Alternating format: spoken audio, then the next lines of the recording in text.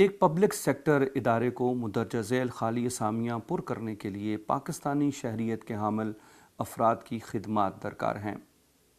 اسامیوں کے لیے درکار تعلیمی قابلیت اور تجربہ درج ذیل ہے۔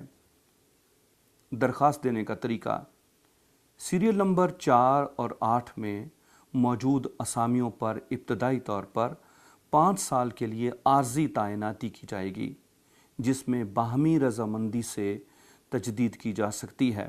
امیدواروں کی عمر 18 سے 35 سال تک ہونی چاہیے۔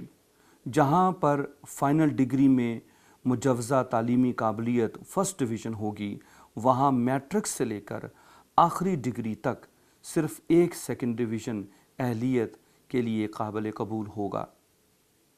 تجربہ صرف اسی صورت میں تصور کیا جائے گا اگر کم از کم مطلوبہ تعلیمی قابلیت کے بعد حاصل کیا گیا ہو۔